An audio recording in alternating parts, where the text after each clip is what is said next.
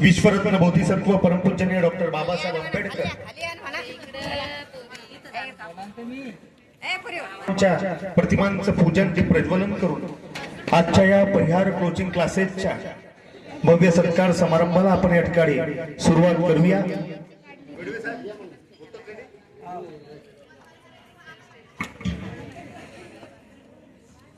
या सूर्यकोटी समप्रभ निर्विघ्न कुर्वे देवे सर्व कार्येषु सर्वदा सर्व मांगल्य शिवे सर्वार्थ साधिके शरण्ये त्र्यंबके गौरी नारायणे नमस्तुते। त्याचप्रमाणे विश्वरत्न बोधिसत्व परमपूजनीय डॉक्टर बाबासाहेब आंबेडकर क्रांतिज्योती सावित्रीबाई फुले यांच्या प्रतिमांचं पूजन आणि दीपप्रज्वलन करून आजच्या या सुरुवात करतो आहोत। जोरदार टाळ्यांचा कडकडाट करून या कार्यक्रमाची सुरुवात आपण या ठिकाणी करूया। बिडवे साऊंडच्या संचालकांना विनंती करतो, कॉर्डिनेटची विनंती मी संचालक प्राध्यापक लक्ष्मणजी परिहार सर करतील अशी मी त्यांना विनंती करतो। जगामध्ये काहीच नाही असे, अशक्य जगामध्ये काहीच नाही असे, विनाकारण दगदगत नाही काळजाचे तसे, प्रयत्नांची शिकस्त कामाचे ते शेवटी, प्रयत्नांची शिकस्त कामाचे ते शेवटी मिळत असते आपणास गोरगरिबांच्या कामाची पावती, मिळत असते आपणास गोरगरिबांच्या कामाची पावती। आदरणीय विद्याधरजी महाले साहेबांचा सन्मान स्वागत सत्कार या ठिकाणी परिहार कोचिंग क्लासेसच्या वतीनं लक्ष्मणजी परिहार सर या ठिकाणी करीत आहेत। उपस्थित प्रखर मार्गदर्शनाच्या माध्यमातून आपली भूमिका एक अधिकारी वृत्ती जोपासत असते। चिखली पोलीस स्टेशनचे कर्तव्यदक्ष पोलीस निरीक्षक आदरणीय संग्रामजी पाटील साहेब यांचं स्वागत परिहार कोचिंग क्लासेसच्या वतीनं सन्माननीय मोरे सर करतील अशी मी त्यांना विनंती करतो। छूटे हुए परों को परवाज कर रहे हैं, हम फिर नई सफर का आगाज कर रहे हैं। जिस दर को जमाना बेजार हो रहा था उस दर को हमारा दमसाज कर रहे हैं। आदरणीय संग्राम पाटील साहेबांचा सन्मान या ठिकाणी परिहार कोचिंग क्लासेसच्या वतीने या ठिकाणी होतो आहे। जोरदार टाळ्यांचा कडकडाट करून आपण साहेबांचं सुद्धा स्वागत या। सहाय्यक उपायुक्त तथा मुख्याधिकारी महानगरपालिका नागपूर अमोल जनार्दनजी परिहार साहेब यांचं स्वागत, यांचा सन्मान परिहार कोचिंग क्लासेसच्या वतीनं सन्माननीय बनसोड सर करतील अशी मी त्यांना विनंती करतो।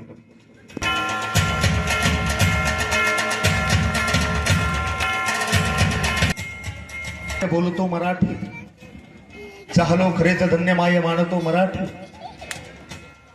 मराठी वृत्तपत्राच्या डिजिटल युगामध्ये सर्वसामान्य कुटुंबातला एक तरुण आपली पत्रकारिता निभावत असतो। गावमातीचा गंध घेऊन सर्वसामान्याच्या प्रश्नाला वाचा फोडण्याची जाणीव उणीव त्याच्या मनाला चटका देऊन जाते। पण त्याच चटक्यातून उगवणारा निखारा म्हणजे अंतरवाडी गावचे सुपुत्र, बुलढाणा लाईव्हचे सिद्धस्थ संपादक, व्हॉइस ऑफ मीडियाचे जिल्हाध्यक्ष आमचं बंधुत्व सन्माननीय कृष्णाजी सपकाळ यांचं स्वागत, यांचा सन्मान या ठिकाणी साहेबरावजी परिहार करतील अशी मी त्यांना विनंती करतो। नाही मी गुणातून बोलतो आहे, मी कळीतून नाही मी फुलातून बोलतो आहे।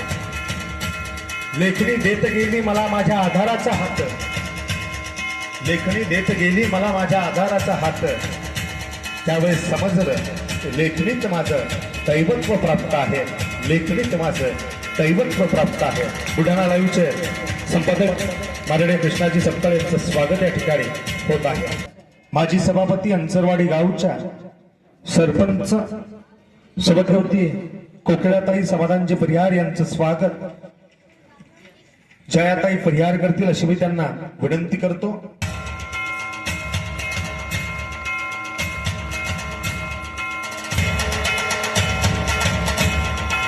सुभाषभाऊ राजपूत यांचं स्वागत सन्माननीय सुरडकर सर करतील अशी मी त्यांना विनंती करतो।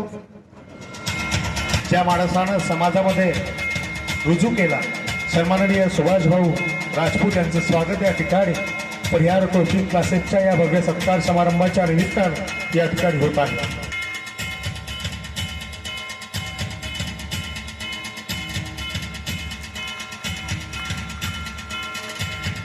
संपन्न होतो आहे। या शिवाजी विद्यालय ज्युनियर कॉलेजचे मुख्याध्यापक सन्माननीय अनंतकुमारजी चेके सर यांचं स्वागत, यांचा सत्कार या ठिकाणी रामभाऊ जाधव, रामभाऊ परिहार करतील अशी मी त्यांना, रामभाऊ श्रीराम परिहार हे करतील अशी मी त्यांना विनंती करतो। म्हणून ज्यांच्या नावाची नोंद या ठिकाणी प्रकर्षानं परिहार कोचिंग क्लासेसच्या वतीनं घेतली गेली होती, माननीय श्री राहुल भगतसिंगजी परिहार मुख्याधिकारी नगर परिषद तिरोडा यांच्या वतीनं त्यांचा सत्कार, त्या मातृत्वाचा सन्मान असतो। परिहार यांना विनंती करतो की आपण यावा आणि आपला सत्काराचा, स्वागताचा मान सन्मान या ठिकाणी स्वीकारावा।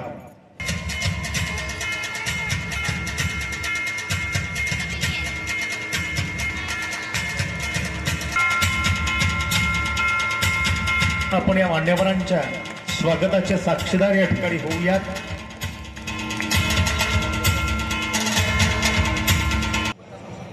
सन्माननीय बनसोड सर करतील अशी मी त्यांना विनंती करतो।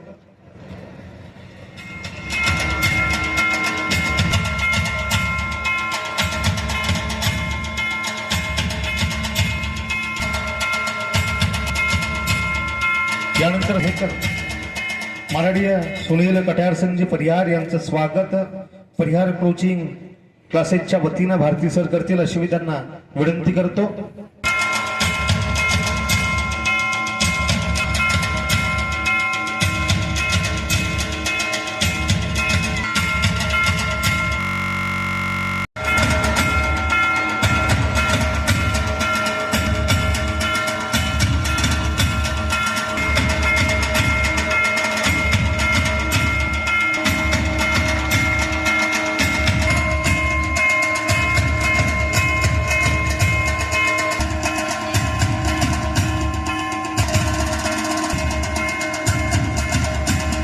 वास्तविक व्यक्त करण्यासाठी माननीय संचालक प्राध्यापक लक्ष्मणजी परिहार सर।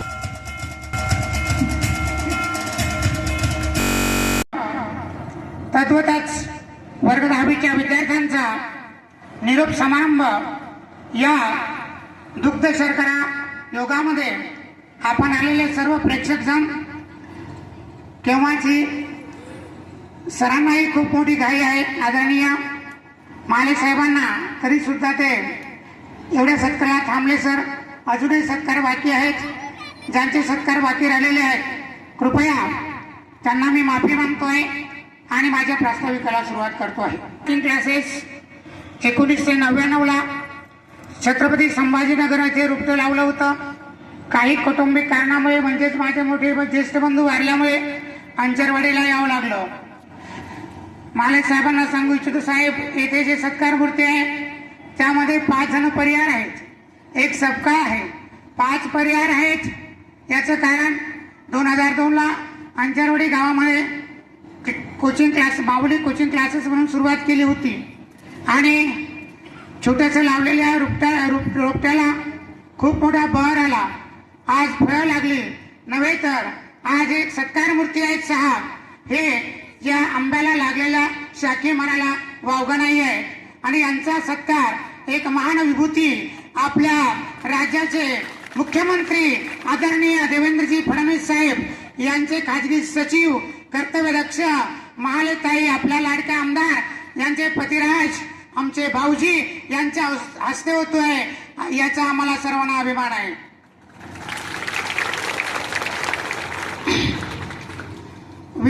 सरामुळे विद्यार्थ्याची प्रगती होते साहेब, हे वाक्य सर्वश्रुत आहे आणि सर्व विद्यार्थी मित्रांना, तद्वतच पालकांना आणि आपल्याला सर्वांना माहीत आहे की गुरुमुळे विद्यार्थी घडत असतो, पण याही सुद्धा सर्वसूत व्याख्येला मात्र तळ्यात हात दिलेला आहे।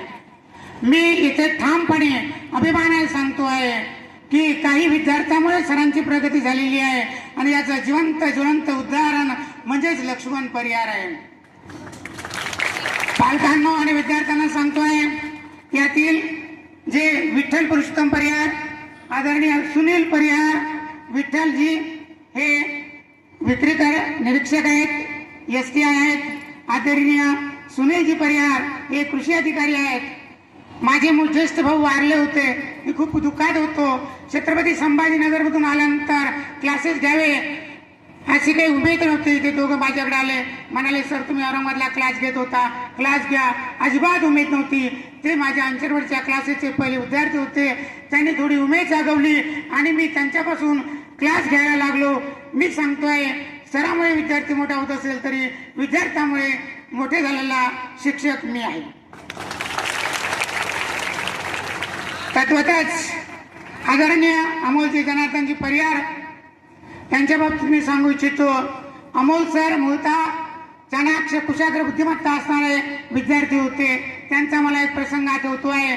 म्हणतात मुलाचे पाय पाळण्यात दिसतात. सर 6वीला असताना एक इंग्रजीचा पुस्तक विक्रेता अंचरवाडीच्या शाळेत आला होता आणि त्यांनी फळ्यावरती एक वाक्य लिहिलं होतं. विद्यार्थी मित्रांनो, मी त्यांचं उदाहरण तुम्हाला मुद्दाम देणार आहे. एक वाक्य फळ्यावरती लिहिलं होतं. त्यावेळेस 6व्या वर्गात असणारे ते अमोल नावाचे विद्यार्थी, आज साहेब झालेले विद्यार्थी, त्या लेखकाला विशेष म्हणजे इंग्रजीचे पुस्तक विक्रेते ते लेखक होते. ते पुस्तक विकत कोल्हापूरहून आले होते आणि एक वाक्य त्यांनी त्यांचं ते त्यांना एक सॅम्पल म्हणून वाक्य दिलेलं होतं. ते वाक्य फळ्यावरती लिहिलं. त्यावेळेस विद्यार्थी तात्काळ उभे राहिला, म्हणे सर तुम्ही ते फळ्यावरती लिहिलेलं वाक्य चुकीचं आहे. सरांना त्या विद्यार्थ्याचा अभिमान वाटला. बेटा तू कुठे शिकतोय? आणि सरांनी माझं नाव सांगितलं. सर माझ्याकडे आले ते आणि मला म्हणाले सर या मुलात खूप मोठे गट दिसतात, हा मुलगा मोठा होणार आहे. आणि आपण बघत आहे आज अमोलजी परिहार सहाय्यक उपायुक्त मुख्य अधिकारी महानगरपालिका नागपूर येथे कार्यरत आहे. त्यानंतर याचे सत्कारमूर्ती मान्य श्री कृष्णाजी सपकाळ यांच्या बाबतीत काय सांगावं. आम्ही 3 वर्ष सोबत राहिलेलो आहे आणि जोपर्यंत कृष्णाजी माझ्या सोबत होते तोपर्यंत मला कोणत्याच प्रकारची बिमारी झाली नाहीये. मला सतत निरोगी ठेवण्याचं आणि माझी सेवा करण्याचं काम सरांनी केलेलं होतं आणि ते सुद्धा आता जिल्हाध्यक्ष व्हाईस ऑफ मीडिया आहेत. याबद्दल याचा परिचय झालेला आहे. आणि आज जे काही वर्ग 10वीचे विद्यार्थी निरोप घेत आहे त्यांना मी सांगतो बेटाओ, तुम्ही चांगल्या संस्कारात चांगल्या शाळेत शिकलेले आहात, भावी आयुष्यात मोठे होणार आहात. परंतु एक गोष्ट मात्र निश्चित लक्षात ठेवा, स्वतःच्या पंखावरती विश्वास ठेवा, फांदीवरती विश्वास ठेवू नका. फांदी कुठेही तुटून जाऊ शकते, परंतु मात्र फांदी तुटल्यानंतर आपला पंखात पाय ठेवा. फांदी तुटली तरी पंखात पाय ठेवून उंच भरारी घ्या. तुम्ही मोठे होणार आहात यात किंचितही शंका नाही आहे. आज या तुमच्या निरोप समारंभानिमित्त हा जो कार्यक्रम सत्कार समारंभ ठेवण्याचा उद्देशच आहे की थोडं महात्मे होऊन गेले चरित्र यांचे पहा जरा, आपण त्यांच्या समान व्हावे, हाच यातला बोध करा, हाच यातला बोध करा. तुम्हाला शुभेच्छा देण्यासाठी शेवटचं वाक्य मी बोलणार आहे. हर उगता सूरज तुम्हें रोशनी दे, हर खिलता गुलाब तुम्हें खुशबू दे, हम कुछ दे सके इतनी काबिलियत का है, देने वाला आपको 1000 खुशियां दे, देने वाला आपको 1000 खुशियां दे. आणि शेवटचे एक वाक्य सांगतोय. आज येथे महान व्यक्ती आलेले आहे, आपण दररोज बोलतोय. माझं तुम्हाला व्याख्यान भाषण किंवा ज्ञान दररोज देणे सुरू असतील. येथे महान व्यक्ती आलेले आहेत, त्यांचं तुम्ही ज्ञान ग्रहण करावं, त्यांच्याकडून प्रेरणा घ्यावी. एवढे बोलून माझे प्रास्ताविक संपवतोय. जय हिंद, जय भारत. ते तलवारीच्या त्याचे न्यारेत टोकसते, वाणीत भीम आहे करणीत भीमसता, वर्तन तुझ्या पिलांचे न्यारेच चोकसते, वर्तन तुझ्या पिलांचे न्यारेच चोकसते. ज्या ठिकाणी अभ्यासाशी संग करणारी ही परिभाषा परिहार कोचिंग क्लासेसच्या माध्यमातून तुमच्यापर्यंत पोहोचली, अशा प्रकारची प्रास्ताविकातली मुक्त भूमी सन्माननीय लक्ष्मण परिहार सरांनी आपल्या प्रास्ताविकातून त्या ठिकाणी विशद केली. या ठिकाणी यानंतर मी सुरुवातीला सांगितलं, अशक्य जगामध्ये काहीच नाही असे, विनाकारण दगदगत नाही काळ जाचट असे, प्रयत्नांशी शिकस्त कामाचे ते शेवटी, मिळत असते आपणास गोरगरिबांच्या कामाची पावती. या कार्यक्रमाचे सत्कार समारंभाचे उद्घाटन महाराष्ट्र राज्याचे मुख्यमंत्री माननीय नामदार देवेंद्रजी फडणवीस साहेब यांचे खासगी सचिव आदरणीय विद्याधरजी महाले साहेब आपल्याला या ठिकाणी संबोधित करतील. परिहार कोचिंग क्लासेस मार्फत लक्ष्मण परिहार सर यांनी चालू केलेला आहे. आजची ही पिढी, या पिढीला विशेषतः समोर जे बसलेले आहेत, 1990च्या दशकानंतर 2010 पर्यंत ज्यांचा जन्म झाला आहे ते जनरेशन झेड आपण त्यांना म्हणतो, आणि 2010 नंतरची जनरेशन अल्फा. ही पिढी आपण सगळंच बघतोय की ही पिढी खूप फास्ट आहे. या पिढीमध्ये एक वेगळा कॉन्फिडन्स आहे. गरज आहे या पिढीला चांगल्या पद्धतीने घडवण्याची.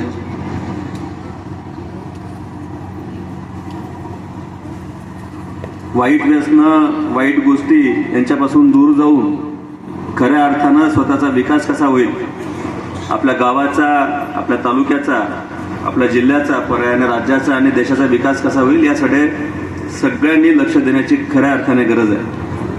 आणि लक्ष्मण परिहार सर एक अतिशय, ज्याला राष्ट्रकार्य म्हणता येईल, हा त्यांचा मोठेपणा आहे की ते म्हणतात मी विद्यार्थी घडवत नाही, विद्यार्थ्यांमध्ये मी मोठा झालो. खरं तर चांगल्या शिक्षकांची नेहमीच समाजाला गरज असते.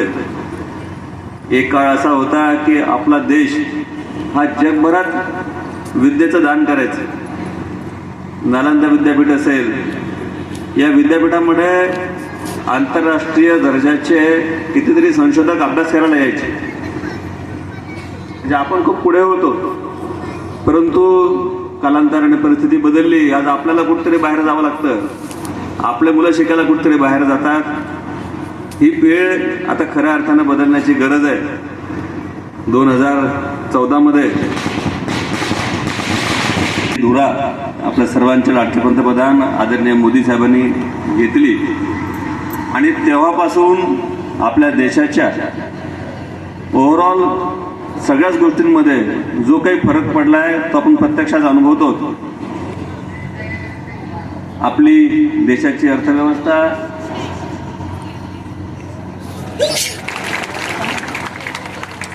पंतप्रधान मोदी साहेबांच्या कुशल नेतृत्वामध्ये आपण घोडदौड करत आज आपली अर्थव्यवस्था 10व्या नंबरवरून 5व्या नंबरवर आणलेली आहे. आणि आता 5व्या नंबरवरून पुढच्या 5 वर्षात आपल्याला 3 नंबरला पोहोचायचं आहे. आपल्या अर्थव्यवस्थेमध्ये ही भरभराट कोणा एका व्यक्तीकडून शक्य होणार नाही. खऱ्या अर्थाने ही भावी पिढी जी पुढे बसलेली आहे, यांना जर योग्य दिशा दिली तर पुढच्या 5 वर्षात जे 3 नंबरला आपल्याला जायचे आहे जगात, निश्चितपणे मला खात्री आहे की ही पुढची पिढी जर नीट घडली तर पुढच्या 15-20 वर्षात आपण जगात 1 नंबरला येऊ, आणि आपल्याला जगात 1 नंबरला आल्यापासून कोणी रोखू शकणार नाही. परंतु एक लक्षात घ्या, there is never shortcut to success. कुठल्याही यशाला शॉर्टकट कधीच नसतो. यश हे मेहनतीवरच उभं राहतं. मुलांना मी सहज आल्यावर माहिती घेतली, समोर बसलेली मुलं कोणत्या मुलं सेंड ऑफ झाले आहेत, मला वाटतं की 8वी 9वीची मुलं पण समोर बसलेली आहेत. आपल्याला काय बनायचंय, आपल्याला पुढे काय व्हायचंय, एक तुमच्या मनात आहे का? आहे? किती जणांना डॉक्टर व्हायचंय? हातवर करा. खूप मोठे हातवर झाले. 3 हातवर आहेत. 4, 5, 6, 7, 8, 9, 10, 12, 15. त्यांना विनंती करतो. मान्यवर या ठिकाणी उपस्थित आहे, त्या सर्वांच्या या ठिकाणी परिहार कोचिंग क्लासेसच्या वतीनं शब्द सेवनांनी जोरदार टाळ्यांचा कडकडाट करून आपण आदरणीय आपल्या लोकप्रिय आमदार विकास कन्या सभाज्योती श्वेताताई महाले पाटील यांचं स्वागत या ठिकाणी करूया.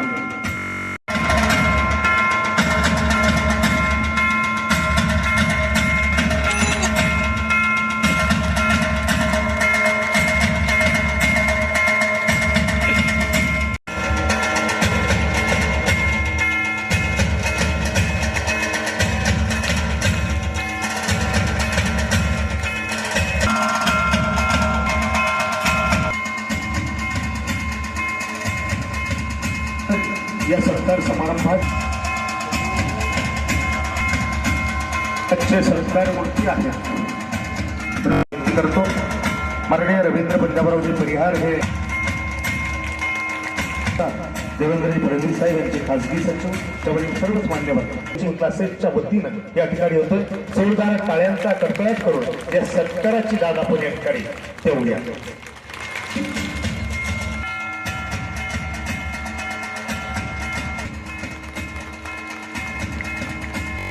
एवढंच या ठिकाणी सांगेल की 10वी ते 12वी हा अतिशय महत्त्वाचा काळ हा सर्वच विद्यार्थ्यांसाठी असतो. हे 2-3 वर्ष चांगली मेहनत जर का आपण घेतली तर नक्कीच लहानपणापासून तुम्ही स्वतः तुमच्या आईवडिलांनी जे स्वप्न तुमच्याबद्दल पाहिलेलं आहे ते पूर्ण करण्यासाठी हा काळ खूप महत्त्वाचा राहतो. शिक्षण घेऊनच सगळं काही होतं अशातलाही भाग नाही. आज जेवढे मोठे उद्योजक आपण पाहतो त्यांचं शिक्षण जर पाहिलं तर शिक्षणाचा आणि त्यांचा त्या उद्योग क्षमतेचा दुरान्वये कुठेही त्या ठिकाणी संबंध नाही. जुन्या काळात असं म्हणायचे की व्यवहार समजल एवढं शिक्षण आपण घेतलं पाहिजे. परंतु आज परिस्थिती बदललेली आहे. या बदललेल्या परिस्थितीनुसार आपण सुद्धा शिक्षणाच्या माध्यमातून समृद्ध झालं पाहिजे. कुठल्याही क्षेत्रामध्ये प्रचंड त्या ठिकाणी स्पर्धा आहे आणि या स्पर्धेमध्ये जर का टिकायचं असेल तर आपल्याला एकच करावं लागेल ते म्हणजे सातत्याने मेहनत. ही सातत्याने मेहनत जर का आपण केली तर नक्कीच जे स्वप्न तुम्ही पाहिलेलं आहे ते स्वप्न तुम्ही प्रत्यक्षात उतरवू शकाल. मगाशी महाले साहेबांनी विचारलं डॉक्टर कोणाला व्हायचं, इंजिनियर कोणाला व्हायचं, अधिकारी कोणाला व्हायचं. सगळ्यात जास्त हात वरती राहिले आमदार कोणाला व्हायचं हे विचारल्यानंतर राजकीय क्षेत्राबद्दल नक्कीच एक ग्लॅमर राहतं, एक इन्फ्लुएन्स किंवा प्रभाव समाजावरती राहतो. परंतु माझ्या भावांनो आणि सगळ्या माझ्या भगिनींनो प्रचंड मेहनत इथे सुद्धा आहे. तुमचं तरी असं आहे की वर्षभर अभ्यास तुम्ही करता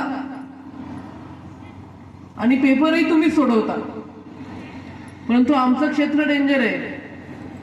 इथं 5 वर्ष आम्ही मेहनत करतो परंतु जेव्हा आमचा पेपर राहतो तो पेपर आम्ही नाही सोडवत, तो पेपर जनता सोडवते.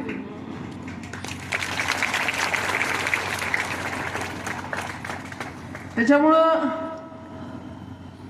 शॉर्टकट कुठेच नाहीये आणि मेहनतीशिवाय सुद्धा काहीच मिळत नाही. आज आमदार झाल्यानंतर हे सगळं तुम्हाला ग्लॅमर दिसतं परंतु हे आमदार होण्यासाठी काय काय पापड बेलावे लागतात आम्हाला हे आम्हाला माहिती. सकाळी घरून निघालं की एखादा दिवस असा येतो आम्ही घरून जेवून निघतो आणि संध्याकाळ होईपर्यंत इच्छा असो नसो, पोटात भूक असो नसो, किमान 7-8 ठिकाणी आम्हाला जेवण करावंच लागतं. आणि एखादा दिवस असा निघतो की धावपळीच्या याच्यामध्ये आम्ही घरून जेवून निघत नाही आणि दिवसभर त्या ठिकाणी उपाशी राहावं लागतं. म्हणजे स्वतःचं आयुष्य असं काहीच त्या ठिकाणी राहत नाही. पूर्णतः समाजकार्यामध्ये झोकून देऊन त्या ठिकाणी काम करावं लागतं आणि तेव्हा कुठं हे यश त्या ठिकाणी मिळतं. त्याच्यामुळं आमदार होणंही काही सोपं नाहीये. आपण सर्वच जण एका मेहनती कुटुंबातून आलेलो आहोत, सर्वसामान्य शेतकरी कुटुंबातून आलेलो आहोत. आपले आई वडील हे मोठ्या कष्टाने त्या ठिकाणी आपल्याला शिकवत आहेत. अशा वेळेला भावांनो, एखाद्या वेळेला परीक्षेमध्ये अपयश आले तर चालेल, परंतु कुठल्याही व्यसनाच्या अधीन त्या ठिकाणी होऊ नका. जेव्हा एखादा व्यक्ती व्यसनाधीन होतो त्यावेळेला त्या संपूर्ण परिवाराचं कुटुंबाचं नुकसान त्या ठिकाणी होतं. व्यक्तिशः त्याचं तर होतं, परंतु त्याचं कुटुंब असेल, समाज असेल, या सगळ्यांचं त्या ठिकाणी नुकसान होतं. आणि हे जे वय आहे, या वयामध्ये चांगलं काय वाईट काय ह्या गोष्टी कळत नाहीत.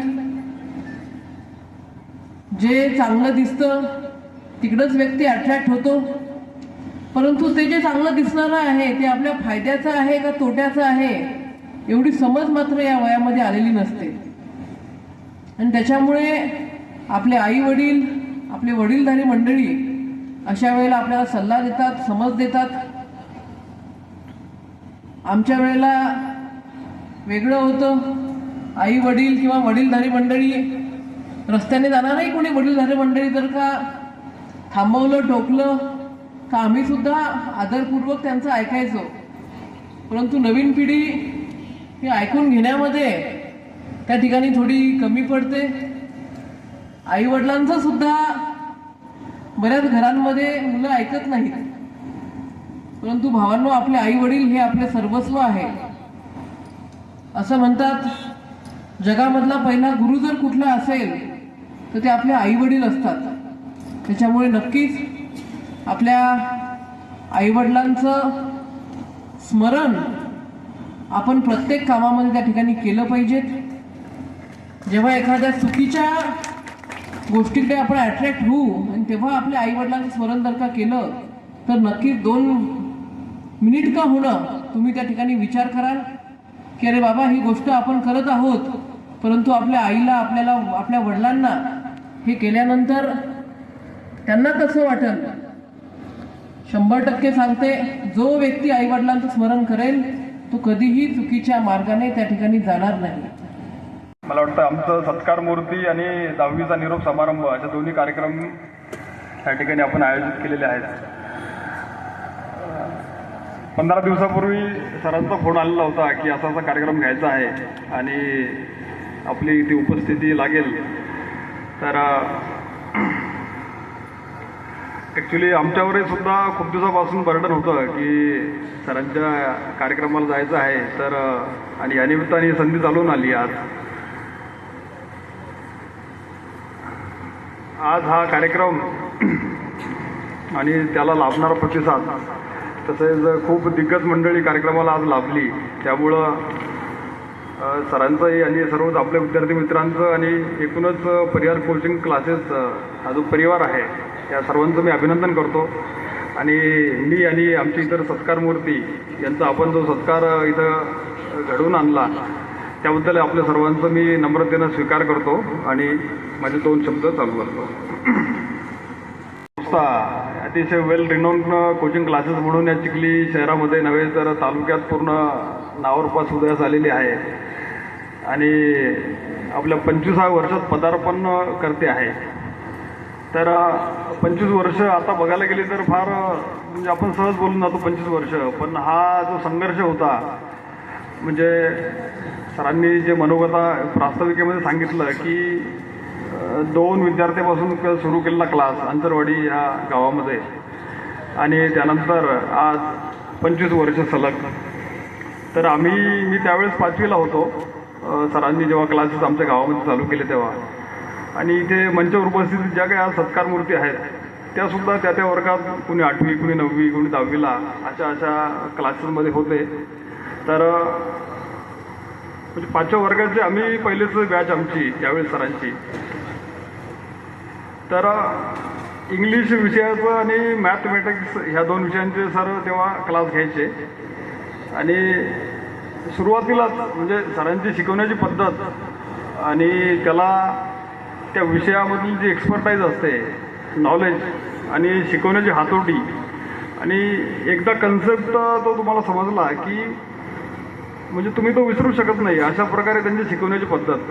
आणि मला आजही आठवतं सरांनी शिकवलेले टेन्स आम्ही 5व्या वर्गात असताना, की कसा टेन्स ओळखायचा आणि कोणतं helping verb, supporting verb, do does केव्हा येतं, हॅव हॅज हॅडपासून तर शाल विल, आणि इतर सर्व ग्रामरमधील बारकावे. आणि सरांचा एक युनिक फॉर्म्युला की ज्यामुळं ते शिकवण्याची जी पद्धत होती आणि अभ्यास करण्याची जी एक पद्धत होती ती अतिशय आनंददायक होते. मला वाटतं इथे 10वीचे आणि इतरही वर्गाचे विद्यार्थी आहेत, तर त्यांना मी काय बोलतोय याची बऱ्यापैकी परिचिती येत असेल. आणि अतिशय तन्मन धनाने झोकून काम करण्याची वृत्ती. म्हणजे मला आठवतं की सर त्यावेळेस सकाळी 6ला क्लास आपला चालू करायचे, आणि मुलंसुद्धा म्हणजे गावात एकदम एनर्जेटिक वातावरण, एक उत्साहपूर्ण वातावरण असायचं त्यावेळेसचं अंतरवाडी गाव मला आजही आठवतं. आणि आमची जी काही सरांच्या सानिध्यात 3 वर्ष तिथे गेली, तर ती मला वाटतं की आयुष्यातला सुवर्णकाळच आहे अकॅडमिक. मुद्दा एका क्षणामध्ये मी तुमच्या समोर मांडण्याचा प्रयत्न करतोय. सगळ्यांनी सांगितलं की ध्येय मोठं ठेवलं पाहिजे, आयुष्यामध्ये स्वप्न पाहिलं पाहिजे. आयुष्यामध्ये ध्येय जर आपण मोठं ठेवलं तर ते ध्येय गाठण्यासाठी प्रयत्न करावे लागतात. स्वप्न आपण पाहिलं पाहिजे. स्वप्नाचे प्रकार वेगवेगळे असतात. भगतसिंग एका ठिकाणी म्हणतात की सपने में देखा था जिसको आज वही दिन आया है, सूली के उस पार खड़ी है माने हमें बुलाया है. भगतसिंगांनी पाहिलेलं स्वप्न कोणतं होतं की सूली के उस पार खड़ी है माने हमें बुलाया है. ते भगतसिंगांचं स्वप्न होतं. केवळ स्वप्न पाहून काही होत नाही, काम सुद्धा आपल्याला करावं लागत असतं. 3 मित्र होते. तेच मित्र जंगलातनं जातात, आता दुसऱ्या गावामध्ये जायचं असतं, आणि दुसऱ्या गावामध्ये जात असताना जंगलामध्ये जातात जातात जातात थकतात. त्यांच्या पोटाला भूक लागते, जशी भूक तुम्हाला लागलेली आहे. मग आता सगळ्यांचं ठरलं की आपल्याला भूक लागलेली आहे, काहीतरी खाल्लं पाहिजे. मग सगळ्यांचं ठरतं की आपण आता खीर बनवायची. 3 मित्र खीर बनवण्यासाठी जे साहित्य आहे ते साहित्य आणतात, खीर बनवतात. आणि खीर बनल्यानंतर पाहतात की एका भांड्यामध्ये छोटीशी खीर बनलेली आहे, अतिशय कमी खीर आहे.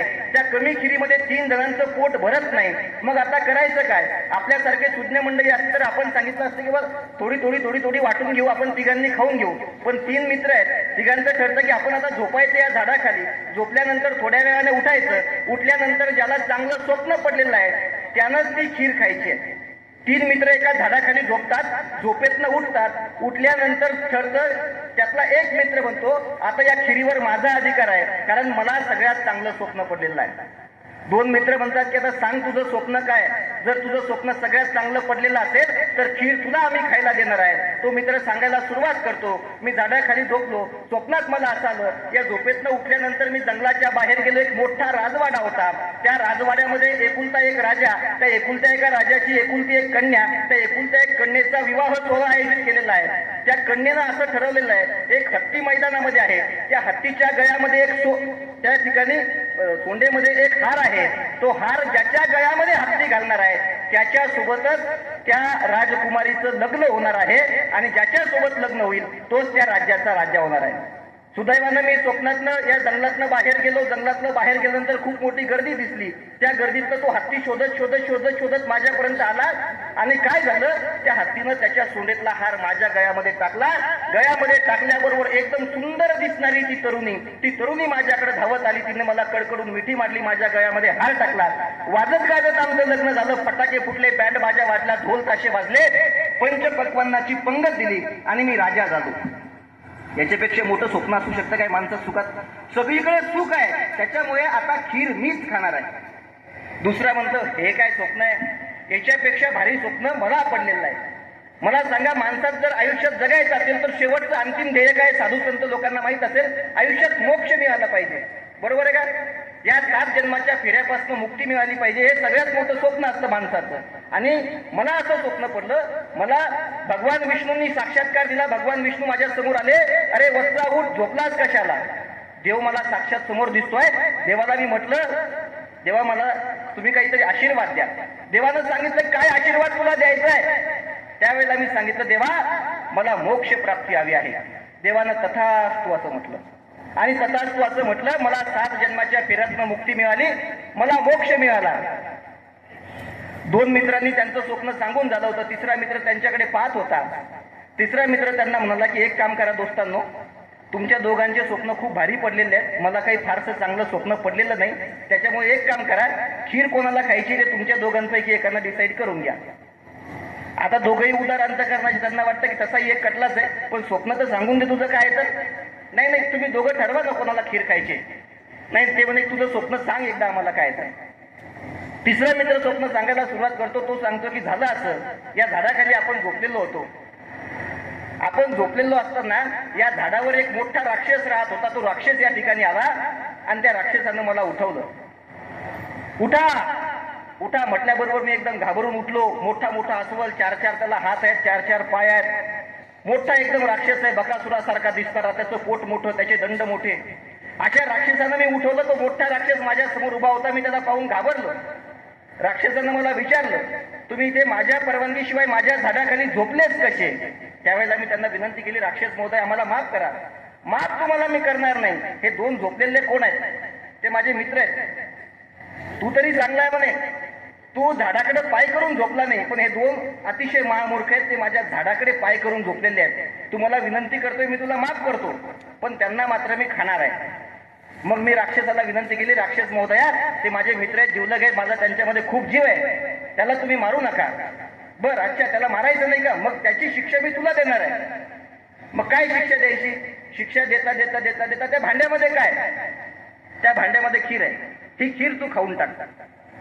अरे नाही राक्षस महोदय आमचं असं ठरलंय, ते मला काही सांगू नको. तू खीर खातो की मी तुझ्या मित्रांना खाऊ? असं त्या राक्षसानं म्हटलं. मी त्या खिरीचं भांडं घेतलं आणि खिरीचं भांडं मी खाऊन टाकलं. दोन मित्र आश्चर्यचकित झाले. त्या खिरीच्या भांड्याकडे गेले. त्या भांड्यामध्ये कुठल्याही पद्धतीची खीर नव्हती. आणि मग त्या दोन मित्रांनी म्हटलं, अरे राक्षस जर स्वप्नामध्ये तुझ्या आला होता, मग तू आम्हाला का उठवलं नाही?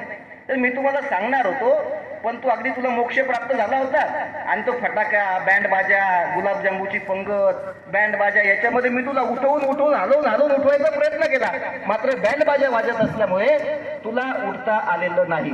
तात्पर्य या कथेतलं आपल्याला हे घ्यायचं आहे, सपने देखने से कुछ नहीं होता. आपल्याला प्रत्यक्ष काम करावं लागणार आहे. मोठं स्वप्न पहा, जसं छत्रपती शिवाजी महाराजांनी बघितलं होतं हिंदवी स्वराज्य स्थापन करायचं. छत्रपती शिवाजी महाराजांची एक राजमुद्रा आहे. त्या राजमुद्रेत एक वाक्य आहे, प्रतिपचंद्र लेखे व वर्धिष्णुर विश्ववंदिता शाह सुनो शिवशेषा मुद्रा भद्राय राजते. त्यात एक शब्द आहे की विश्ववंदिता.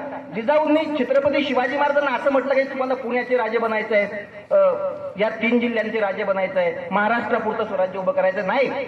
जिजाऊ छत्रपती शिवाजी महाराजांना सांगतात, तुम्हाला विश्वाला वंदनीय असलेलं स्वराज्य उभं करायचं आहे.